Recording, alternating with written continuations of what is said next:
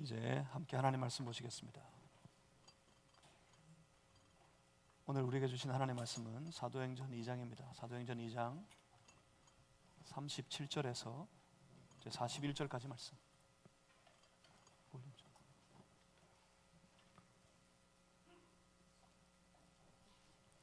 사도행전 2장 37절에서 41절까지 말씀. 제가 가진 성경책에는 신약성경 제190페이지에 있습니다.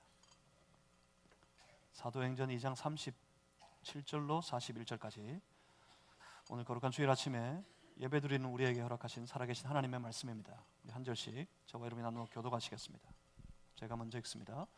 그들이 이 말을 듣고 마음에 찔려 베드로와 다른 사도들에게 물어 이르되 형제들아 우리가 어찌할꼬 하거늘 베드로가 이르되 너희가 회개하여 각각 예수 그리스도의 이름으로 세례를 받고 주의 사함을 받으라. 그리하면 성령의 선물을 받으리니 이 약속은 너희와 너희 자녀와 모든 먼데 사람 곧 주 우리 하나님이 얼마든지 부르시는 자들에게 하신 것이라 하고 또 여러 말로 확증하며 권하여 이르되 너희가 이 패역한 세대에서 구원을 받으라 하니 그 말을 받은 사람들은 세례를 받음에 이날에 신도의 수가 3천이나 더하더라. 아멘. 사도행전 2장 37절로 41절까지 말씀을 읽으셨는데 오늘은 사도행전 2장 전반에 걸쳐서 사도 베드로가 성령의 충만을 받고 처음으로 설교하는 그 설교의 모든 내용들을 함께 나누기 원합니다. 말씀 앞에서 우리 어찌할꼬 이 제목으로 함께 하나님 말씀 받겠습니다. 제가 잠시 기도하고 말씀 받습니다. 살아계신 하나님, 말씀 속에 우리를 찾아오시니 우리가 오신 주님을 만날 수 있도록 주의 이 시간 우리의 마음 만지시고 눈을 열어주시고 귀를 열어주시고 주님의 놀라운 역사 앞에 설 수 있게 하여 주시옵소서. 오 살아계신 하나님, 우리 각자가 성령의 충만함을 받게 하여 주시옵소서. 우리의 모든 삶이 주의 성령의 인도하심을 따르는 삶이 되도록 역사해 주옵소서. 예수 그리스도 이름으로 기도하옵나이다. 아멘. 최근에 이 땅에 벌어지는 여러 가지 일들을 보면서 어떻습니까? 참 혼란스럽고 참 어지러운 세상을 우리가 살아가고 있는 것 같습니다. 특별히 한참 거리에는 이제 성탄의 캐롤이 울려 퍼져야 할 이때에 갑자기 닥쳐온 이 사건들 때문에 세상은 헛된 구호로 사람들의 외치는 소리로 아주 아우성이고 아우성되는 그 소리가 온 땅에 가득합니다. 다시 한번 느낍니다. 사람이 아무것도 아니다. 사람에게 기대할 것, 사람에게 바랄 것이 아무것도 없음을 느낍니다. 어지러운 이 세상 속에 과연 무엇이 필요하겠습니까? 이 혼란스러운 시대 속에 과연 무엇이 이 혼란을 잠재울 수 있겠습니까? 어떤 사람에게 우리가 과연 무엇을 어떤 일들을 기대할 수 있겠습니까? 여러분, 우리가 다 잘 아는 것처럼 사람은 저마다 자기 속에 있는 자기의 욕망과 자기의 이익을 쫓아 살아갑니다. 어떤 누구 한 사람도 예외가 되지 않습니다.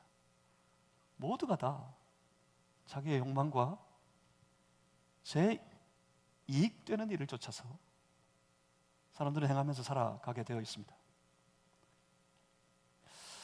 욕망과 이익을 좇는다 하는 말이 뭡니까? 이 말의 의미가 뭐겠습니까? 제 속에 제가 욕망하고 있는 것 따라 제가 느끼기에 제게 유익이 되는 일들을 쫓아 제가 원하는 방식으로 제 마음대로 살아간다는 의미입니다. 욕망이 이익이 지배하는 인생, 그 인생은 누구나 예외 없이 제 마음대로 살아가요.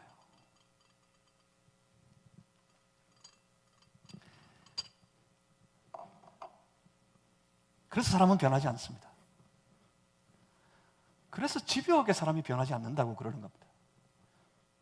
옆에서 그 어떤 것이 그 사람을 찔러도, 그 마음을 찔러도, 그래서 잠시 그 마음의 찔림을 받아도 사람은 변하지 않습니다. 왜요? 그 속을 지배하고 있는 건 그 사람의 욕망이고, 자기가 판단할 때 지금 내게 유익이 되는 일, 그 일을 쫓아가기 때문에 자기가 하고 싶은 일, 아무리 찔러도 아무리 찔려도 자기가 하고 싶은 그 일을 쫓아 살아가게 되어 있습니다. 그래서 세상이 변하지 않습니다. 세상은 아무리 외부에 어떤 자극이 있어도 세상은 변하지 않습니다. 과연 무엇이 이 세상을 변화시킬 수 있을까요? 과연 어떤 것으로 이 세상을 변화시켜 갈 수 있겠습니까? 세상은 과연 변하기나 하겠습니까? 인생이 과연 변하기나 하겠습니까? 그런데 성경을 보면 저마다 그 욕망을 따라 제 이익을 쫓아 제 마음대로 살아가는 인생들이, 성경에 나타나는 모든 인생의 역사가 다 그래요. 사람들이 왜 죄를 지어요? 왜 죄인들이 이 성경에 보니까 이렇게 가득해요? 우리 주변에 왜 죄인들이 그렇게 가득해요? 죄는 무엇 때문에 지어요? 제 욕망을 따라 지가 바라고 이익되는 대로 제 마음대로 살아가기 때문에 죄에 빠지는 겁니다. 그런데 성경에 놀라운 역사가 있어요. 이 죄인들이, 이 욕망 덩어리가, 제 이익밖에 모르는 인생들이, 그래서 제가 하고 싶은 말 하고 하고 싶은 일 하고 하고 싶은 대로 살아가는 그 삶이 갑자기 변합니다. 완전히 변합니다. 언제 변합니까? 복음을 만날 때, 복음이 그 삶을 만질 때 그 삶이 완전히 변해버립니다. 왜 그렇겠습니까? 왜 사람이 변합니까? 복음이 뭐죠? 예수님이 당신의 그리스도가 되십니다 하는 소식입니다. 그 복음을 들을 때 사람들이 그 복음에 마음이 열리면 인생은 그 복음을 영접하게 됩니다. 누구를요? 예수님을 나의 그리스도로 영접하게 됩니다. 여러분, 이제 기억이 나시는지 모르겠습니다. 예수님을 나의 그리스도로 영접한다는 말의 의미가 뭐죠? 이 말의 뜻이 뭔지 기억이 나십니까? 여러분, 이 사건이 우리 안에 내가 예수 믿을 때 벌어지지 않으면 예수 믿어도 안 변하는 거예요. 예수 믿어도 어떤 역사가 없는 거예요. 예수님을 영접하게 되면 예수님이 내 안에 오십니다. 예수님이 오셔서 어떻게 하십니까? 예수님이 오셔서 내 삶의 주권을 바꾸십니다. 이제는 더 이상 내가 주인으로 살지 않습니다. 예수님이 주인이 되십니다. 내가 주인일 때 나는 내 욕망을 따라서 내 이익을 추구하며 내 마음대로 살았는데 예수님이 주인이 되시니까 내 안에서 주인 대신 참 나의 그리스도와 주가 되신 예수님께서 주시는 말씀, 그 말씀에 통제를 받기 시작합니다. 내 욕망이 통제되기 시작합니다. 내가 생각하는 내 이익이 통제되기 시작합니다. 주의 말씀이 날 통제하시니까 내 삶에 내가 바라고 소망하는 일들이 바뀌어버립니다.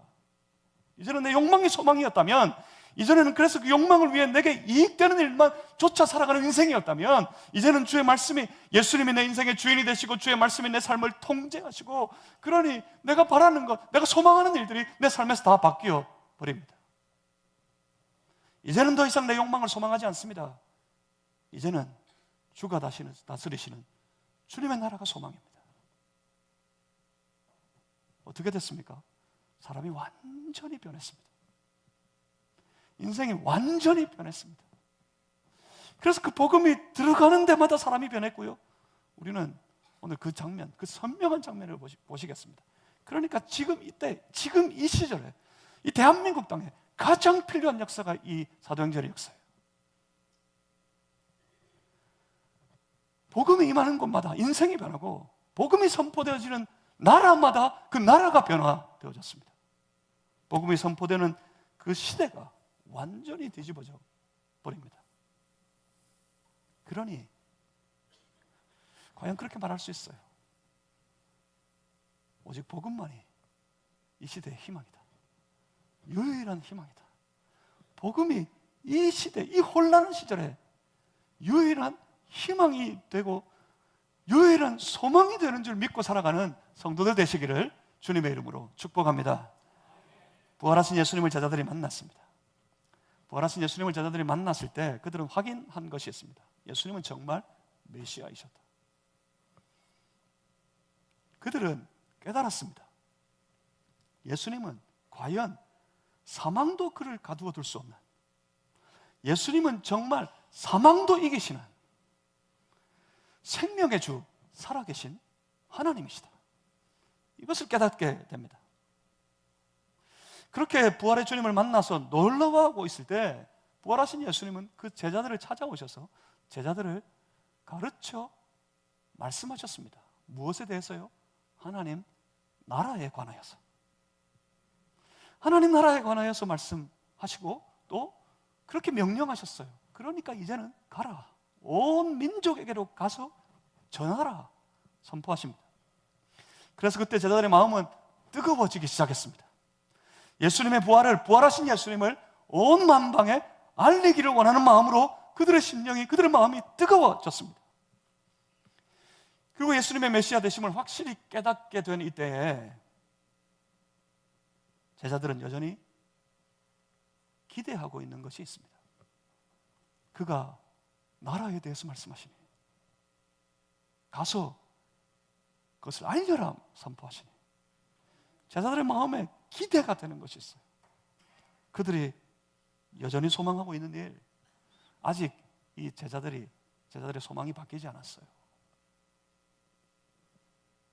그러니까 이 제자들의 삶이 아직 완전히 다 변한 게 아니란 말입니다. 그 기대가 깨어납니다. 이때껏 바라던 그 소망, 드디어 이분과 함께라면.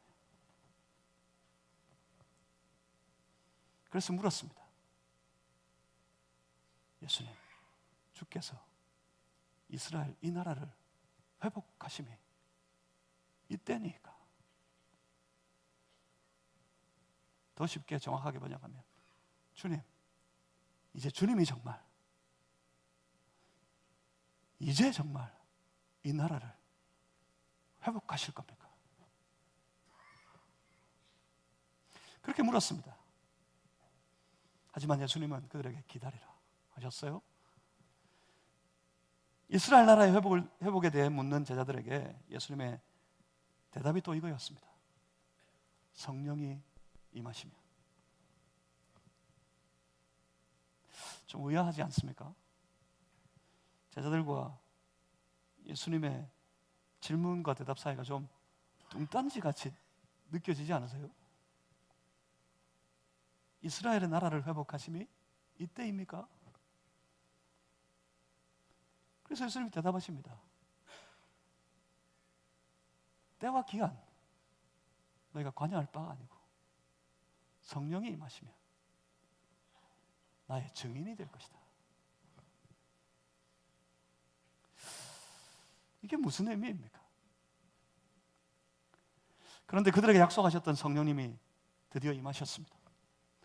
성령의 충만함을 받게 됐습니다. 각자에게 임하신 성령님으로 말미암아 각자가 주의 성령의 충만함을 받게 되었습니다. 그런데 이때 성령의 충만함을 받게 되었을 때, 그때부터 이 제자들의 삶에 아주 중요한 변화가 한 가지 일어나기 시작합니다. 그들이 다 능력을 받습니다. 그래서 방언도 말하게 되고요, 이후에 놀라운 능력과 이적들을 행하는 역사도 나타납니다. 그런데 그 모든 능력과 역사, 이적을 행하는 모든 일들이 바로 지금 이 변화의 구속을 받습니다. 이 변화 때문에, 성령의 충만을 받고 그들의 내면에 일어난 그 가장 중요한 변화 때문에 이후에 그들의 삶이 다 거기에 지배를 당하는 거예요. 그들이 선포하는 것은 전부 이 변화에 관한 내용들입니다. 그들 내면에 놀라운 변화가 한 가지 일어나는데 그것이 바로 소망의 변화입니다. 소망의 차원이 완전히 달라져 버립니다. 이제까지 저들이 이스라엘 나라, 이스라엘 자신들의 나라, 자신들 인생들의 나라, 그 욕망의 나라, 그 나라를 바라고 그 나라를 소망하였다면 그 나라를 통해 얻게 될 이익을 찾고 구하고 살았다면 이제 성령의 충만을 받고 난 이후에 저들의 내면에 소망하는 나라는 완전히 다른 나라입니다. 예수 그리스도께서 친히 다스리시는 하나님의 나라, 그 나라를 이 제자들이 소망하기 시작했습니다. 인생이 다스리시는 나라가 아니라 살아계신 하나님, 우리의 메시아 그리스도가 되시는 예수님께서 친히 통치하시는 나라, 그 나라가 이 땅 가운데 임하게 되기를 바라고 소망합니다. 이들이 이후에 성령의 감동을 받아 기록한 모든 성경들, 그 성경들의 가장 중요한, 가장 강력한 주제가 바로 그거예요. 그들이 소망하고 있는 바로 하나님의 나라입니다. 성령의 충만을 받은 그 제자들은 이제 이후로는 하나님 나라의 선포자가 되어버립니다. 바로 그 시작이 지금 부활하신 우리 주 예수 그리스도를 외치는 것, 그것에서부터 시작이었습니다. 성령의 충만함을 받은 제자들, 그들은 예수님께서 말씀하신 것, 성령이 임하시면 너희가 권능을 받고 저 온 열방 땅끝까지 이르러 나의 증인이 되리라, 그렇게 예수님께서 말씀하신 것과 똑같이 그들이 나가서 증거하기 시작합니다. 어떻게 해요? 무엇을요? 성령께서 말하게 하심을 따라. 자기 의지로 하지 않아요. 자기 하고 싶은 말, 제 마음대로 살지 않아요. 제 마음대로 나아가지 않아요. 그들은 성령께서 이끄시는 대로 나아갔습니다. 성령께서 이끄신 대로 나아갔더니 말씀하신 그대로였어요. 예루살렘, 온 유대와 사마리아, 그것을 넘어서, 그 지경을 넘어서 땅끝까지 점점 그 순서대로 그들이 뻗어갑니다. 자기의 의지로 가지 않았어요. 도망쳐 갔더니 저 예루살렘 벗어나서 유대 땅으로 흩어지게 되고 사마리아를 넘게 되고 그 복음 들고 점점 뻗어서 저 이방의 땅으로, 땅끝까지 그렇게 나아갑니다. 성령의 인도하심을 따라, 제 마음대로 가는 게 아니라 성령의 인도하심을 따라 쫓아갔고 무엇을 선포합니까? 성령의 말하게 하심을 따라 그들이 말하기 시작했습니다. 더 이상 제 욕망과 제 이익을 따라 제가 하고 싶은 말, 제가 하고 싶은 행동을 제 마음대로 하며 살아가는 것이 아니라 성령의 지배를 받아요. 말씀의 지배를 받아요. 똑같이 그렇게 모든 제자들이 성령의 말하게 하심을 따라 성령께서 증언하게 하신 그 일들을 증언하기 시작했습니다. 거기 모인 많은 사람들이 그렇게 성령의 충만을 받은 제자들이 선포하는 증언을 듣기 시작했습니다. 그런데 그 현장에 또 아주 놀라운 일이 벌어져요. 그 현장에서 제자들의 선포를, 증언을 듣는 무리들이 딱 두 부류로 나누어집니다. 먼저는 어떤 사람들입니까? 알아듣는 사람들. 심지어는 어떻게 알아들어요? 각자의 난 곳 방언으로 알아듣기 시작했어요.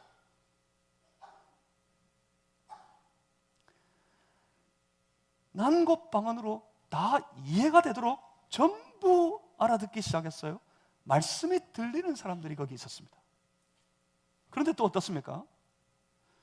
왜 그런지 모르겠어요. 똑같은 말을 듣는데 어떤 사람들은 전혀 들리지가 않습니다. 도무지 알아들을 수가 없어요. 이해가 안 됩니다. 그래서 그들은 돌아서서 조롱하기 시작합니다. 뭐라고 조롱합니까? 이 붉은 대낮에 술에 취했다. 새술에 취하였다. 술 취한 자들이다. 그렇게 조롱합니다. 잘 보십시오. 어떤 이들은 복음을 알아들어요. 말씀이 들려요. 그래서 놀라웠습니다. 그런데 어떤 이들은 전혀 듣지를 못합니다. 전혀 들리지가 않습니다. 그래서 들으려 하지도 않습니다. 그저 조롱할 뿐입니다. 정말 불쌍한 인생들이에요. 조롱에 빠진 인생. 들리지 않으니까 조롱에 빠진 인생이 되어버립니다. 조롱에 빠진 인생이 불쌍한 이유는 그들에게 소망이 없기 때문입니다.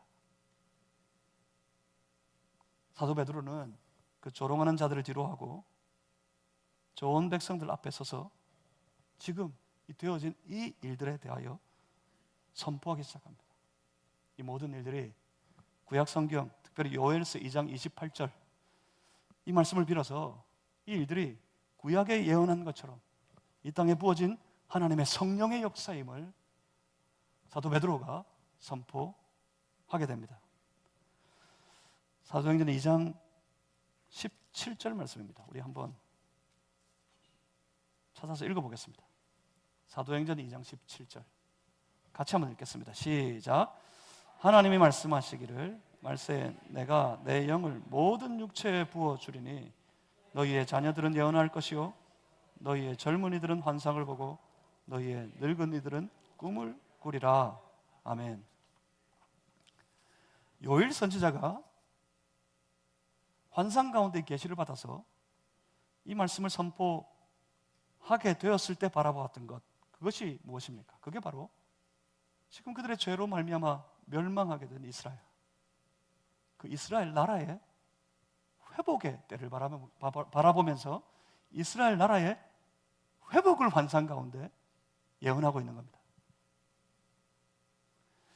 결국 베드로의 선포는 지금 여기 이렇게 임하게 된 성령의 충만함의 역사, 그래서 성령의 말하게 하심을 따라서 모든 일이 달려나와 선포하게 되는 이 놀라운 역사, 이게 바로 선지자가 환상 가운데 바라보던 것이었다.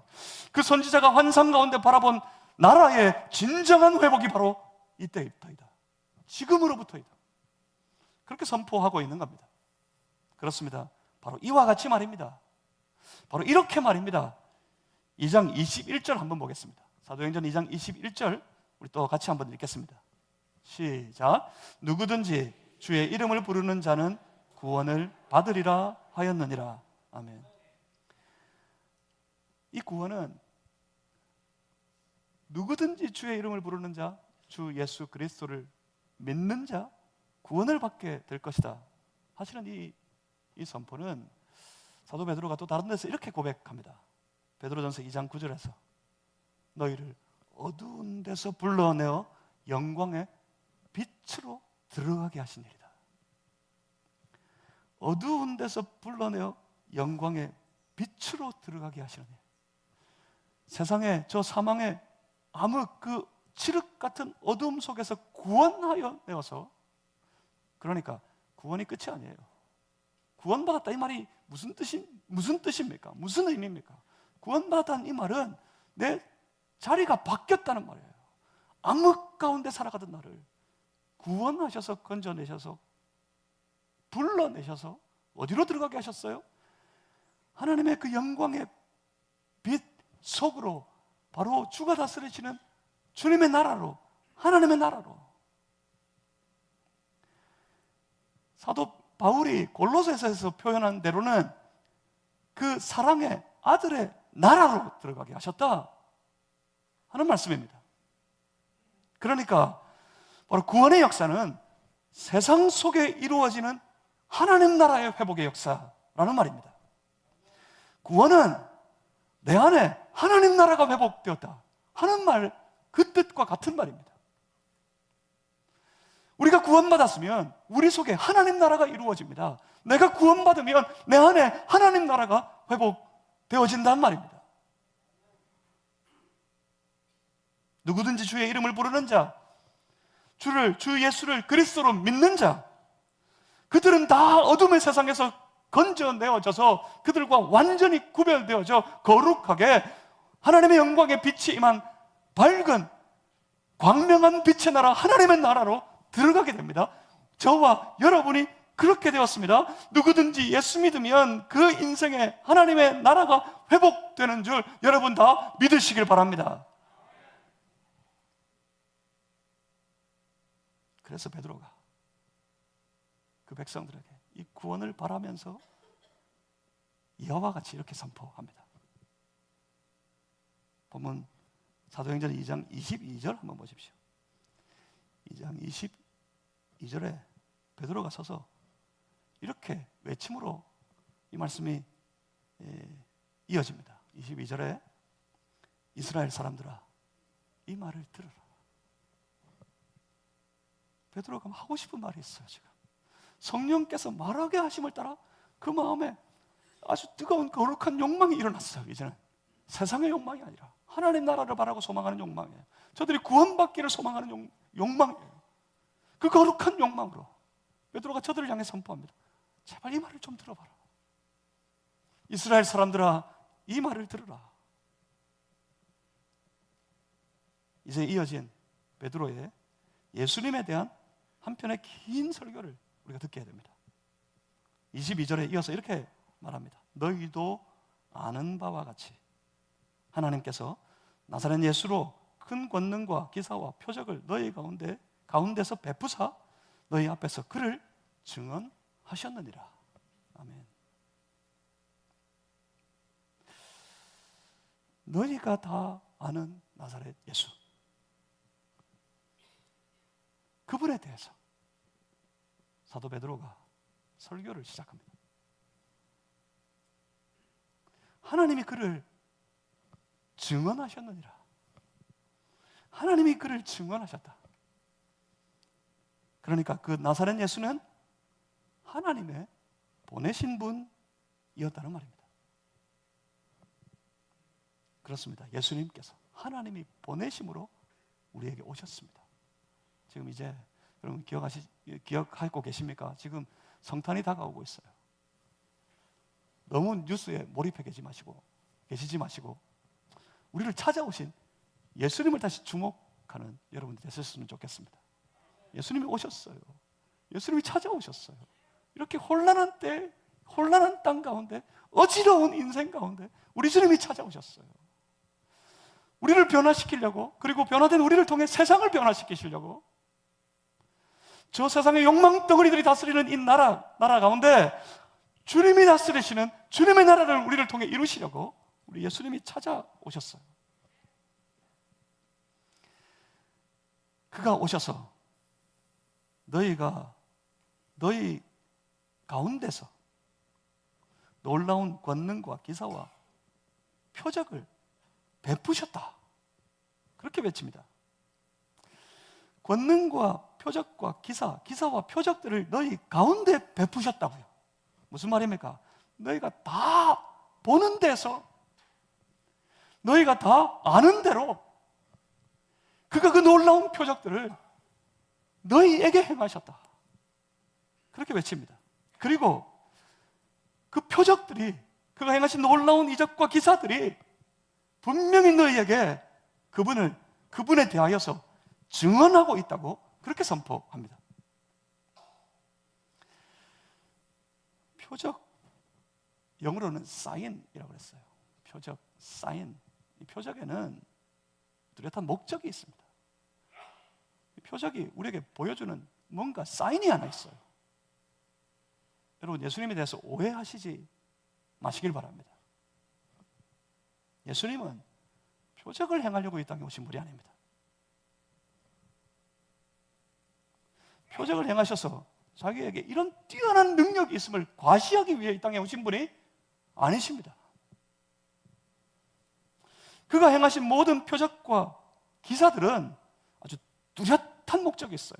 그가 행하신 모든 표적이 우리에게 분명히 보여주는 사인이 하나 있습니다. 그게 뭡니까? 그 사인이 바로 그분이 이 땅에 오신 메시아 그리스도 되심을 증언하는 것입니다. 그런 이 땅에서 사망 권세에 붙들려 고통당하며 살아가는 자기 백성들, 그들을 그 세상의 땅, 사망의 땅, 그 어두운 땅에서 건져내시려고 구원하시기 위해 그분은 이 땅에 오셨습니다. 그렇게 이 땅에 오신 우리의 메시아가 되시는 줄 믿으시길 바랍니다. 바로 이 예수님이 그리스도가 되시는 줄 여러분 믿으시길 바랍니다.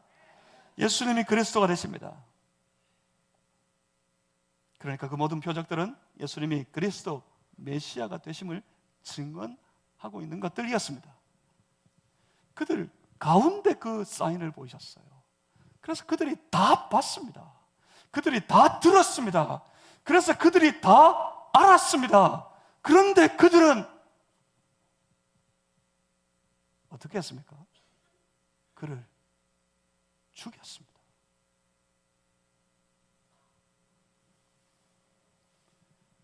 세상의 욕망 덩어리. 그래서 제 이익만을 바라고, 그래서 지가 하고 싶은 대로 살아가는 그 인생들이 자기 욕망 가운데 제 이익을 붙들고 지가 하고 싶은 대로 행하여서 예수님을 핍박하더니 예수님을 죽여버렸습니다. 그가 많은 증언 가운데 분명히 보여주신 그 사인을 통해서 그가 메시아, 그리스도의 되심을 보았고 들었고 알았으면서도 말입니다. 그들은 사도행전 2장 23절에 말씀하는 것처럼 저 법 없는 율법도 모르는 자들, 그들의 손을 빌려서 예수님을 못 박아 죽여버렸답니다. 그런데 어떤 일이 벌어졌습니까? 24절입니다. 사도행전 2장 24절 말씀 우리 같이 한번 읽어보겠습니다. 함께 읽습니다. 시작. 하나님께서 그를 사망의 고통에서 풀어 살리셨으니 이는 그가 사망에 매여 있을 수 없었습니다. 아멘. 부활하셨습니다. 특별히 25절 이하에서는 시편 16편의 다윗의 시를 인용하면서 베드로가 분명히 선포합니다. 예수님께서 부활하셨다고. 그래서 32절입니다. 32절에 이 예수를 하나님이 살리신지라 우리가 다 이 일의 증인이로다. 33절입니다. 하나님이 오른손으로 예수를 높이심에 그가 약속하신 성령을 아버지께 받아서 너희가 보고 듣는 이것을 부어주셨느니라. 아멘. 그러니까 베드로가 지금 뭐라 그럽니까? 저 조롱하는 사람들이 말하는 것과는 달리 우리가 지금 술에 취한 것이 아니라고.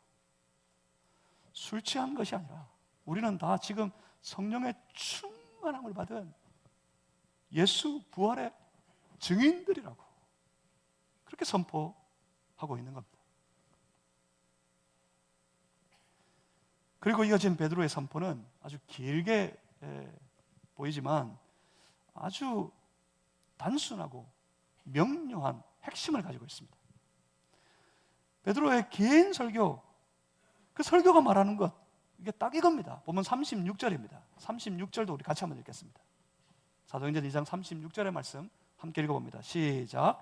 그런즉 이스라엘 온 집은 확실히 알지니 너희가 십자가에 못 박은 이 예수를 하나님이 주와 그리스도가 되게 하셨느니라 하니라. 아멘. 뭐라고요? 이 베드로 설교의 핵심이 바로 이겁니다. 예수는 그리스도십니다. 성령께서 저 무리들에게 말하게 하신 것, 성령께서 저 무리들에게 선포하고 싶으셨던 것, 그것이 바로 이거였어요. 예수는 그리스도시라고.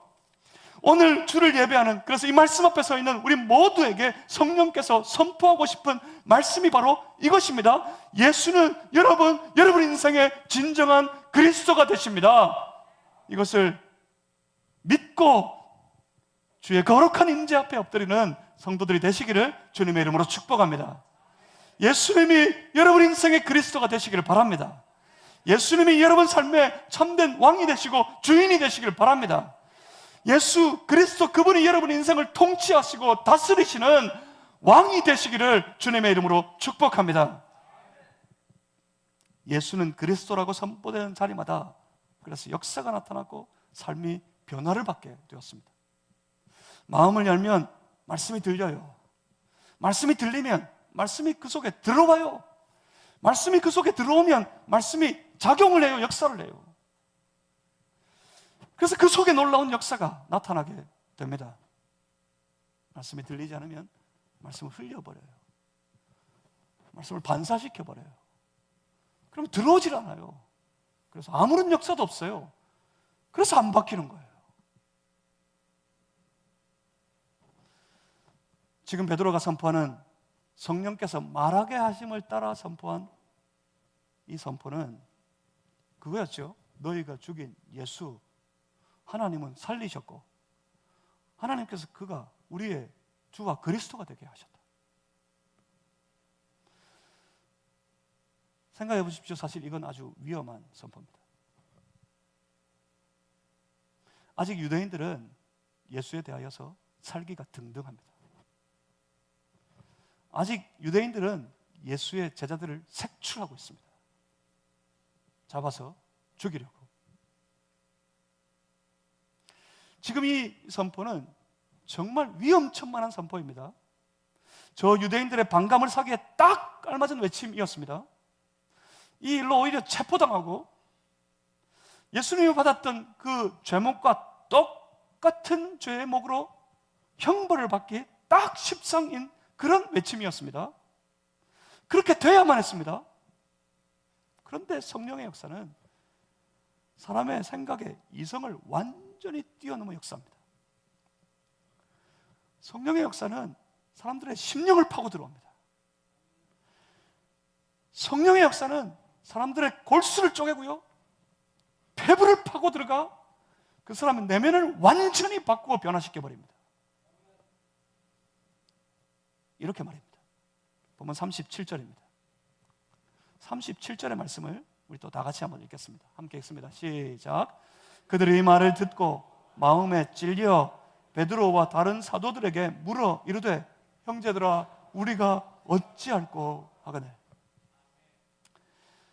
먼저 베드로의 선포, 성령의 말하게 하심을 따라 이 성령의 충만함을 받은 베드로가 선포하는 그 모든 말씀을 들었을 때 제일 먼저 저들에게 나타났던 반응이 뭐였습니까? 마음이 찔렸답니다. 말씀 앞에서 마음이 찔리는 것, 이게 성령의 역사예요. 물론 그렇지 않을 수도 있습니다만 마음에 찔리는 말씀이 여러분 마음을 항상 찌르고 또 찌를 때, 그래서 내 이 심령이 살아 있어서 찌르고 찌르니까 아프고 찔리고 반응하는 그런 삶이 되시길 바랍니다. 마음에 찔리는 역사가, 말씀 앞에 마음에 찔리는 역사가 여러분에게도 온전히 나타나는 삶이 되시기를 주의 이름으로 축복합니다. 대단해 보이지 않습니까? 잡아서 죽여야 될 텐데 이 말씀을 듣고 너희들이 죽였지? 그는 그리스도시다. 이 말을 듣고 웬일인지 이 사람들이 마음이 찔려버렸어. 그런데 말입니다, 사실 이 마음에 찔린다는 것, 뭐 양심에 가책이 든다는 것, 사실 이거 별거 아닙니다. 사실 생각해 보십시오. 돌아보십시오. 말씀 들으면서 마음에 찔리고 때로는 양심에 가책도 받고 그랬던 게 어디 한 번, 두 번이었습니까? 지금까지, 예수 믿고 지금까지 마음에 찔린 적이 어디 하루 이틀이었습니까? 마음에 찔려서 다 변할 것 같으면 지금 안 변한 사람 아무도 없어야 됩니다. 변하지 않은 인생 아무도 없을 겁니다.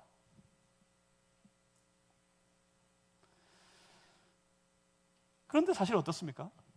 성령께서 찔리는 마음 주셔도 어때요? 마음에 찔리고 영 불편하고 부담스러워. 그때 어떻게 합니까? 어떻게 하면 될까요? 눈만 한번 찔끔 감아버리면 그냥 끝납니다. 아무 일도 안 벌어집니다. 눈 한번 찔끔 감고 뭐 별 대수로운 게 있겠어? 뭐 늘 그렇지. 뭐 별일 있겠어? 그렇게 해버리면 어떻게 됩니까? 다 잊혀집니다. 그 모든 것들이 다 잊혀집니다. 그러고 나면 아무 일도 없습니다. 잠시 마음에 부담이 되겠지만, 잠시 불편한 그런 마음이 들기도 하겠지만 이내 아무 일 없어집니다. 그래서 계속해서 이 편안하고 이 안이한 신앙의 삶을 계속 이어서 살아갈 수 있게 됩니다. 하지만 다른 경우들이 있습니다. 주의 말씀이 나를 찌를 때, 그래서 마음이 내가 찔렸을 때, 그때 내가 보이는 반응, 내가 어떤 반응을 보이느냐에 따라서 상황은 완전히 달라집니다.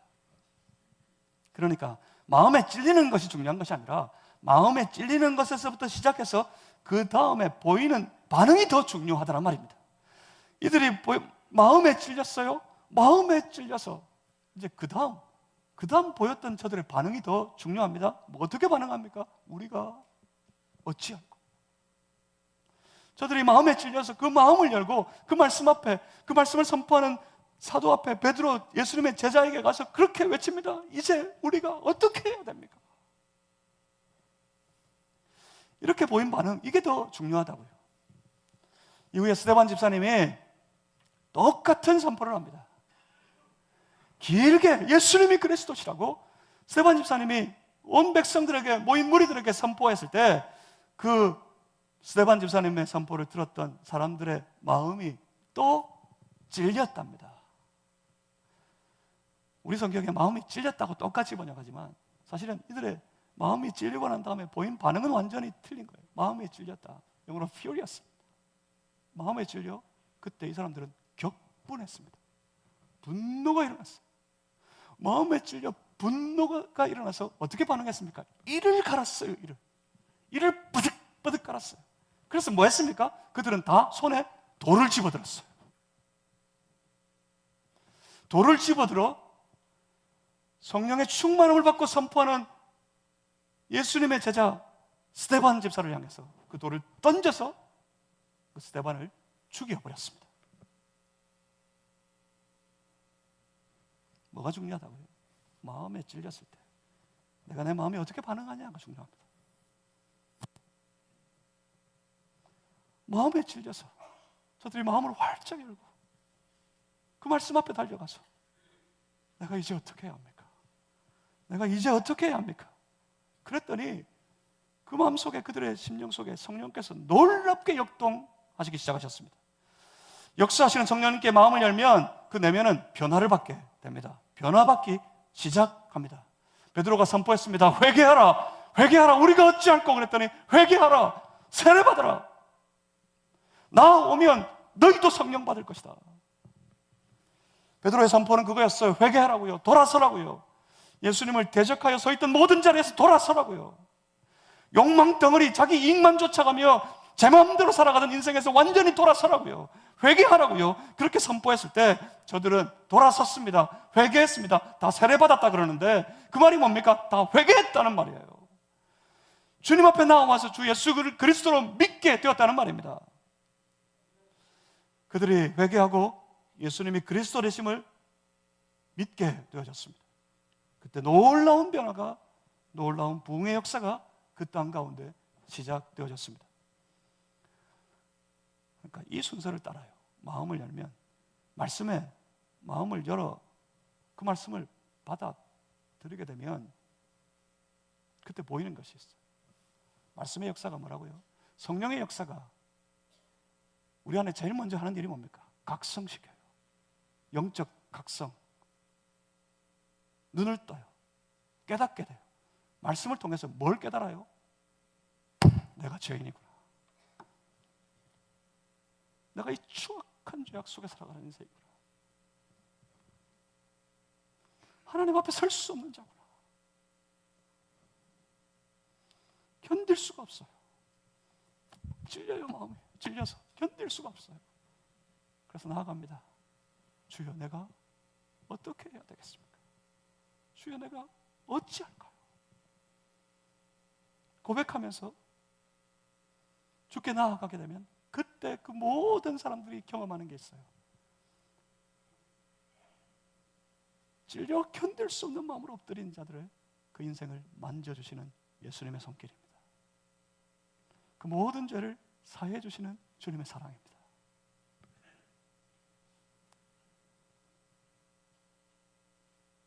그때 그들에게 비로소 고백합니다. 예수님, 이제 예수님이 주인이십니다. 예수님이 내 삶의 주가 되십니다. 인생이 완전히 변해버리는 겁니다. 그날 놀라운 일이 벌어집니다. 41절 저 마지막을 보십시오. 이날에 신도 예수가 3천이나 더하더라. 이 설교를 듣고 마음의 찔림을 받아 우리가 어찌할꼬 그렇게 반응하여서 주 예수 그리스도 앞에 온전히 마음을 열고 회개하고 그분을 마음으로 받아들이고 예수를 믿게 된 사람, 그 인생이 완전히 변화받은 사람, 그 신도 예수가 이 한날 이 한순간에 3천이나 더하더라. 놀라운 역사가 벌어진 겁니다. 사랑하는 성도 여러분, 우리가 다 이랬으면 좋겠습니다. 우리가 다 이와 같이 주시는 말씀 앞에 마음을 활짝 열고 그 말씀이 내 마음을 마음껏 찌르도록 내어드리고, 그렇게 마음이 찔렸을 때 우리 마음을 그 말씀 앞에 내어드리면서 주여 내가 어찌할까요?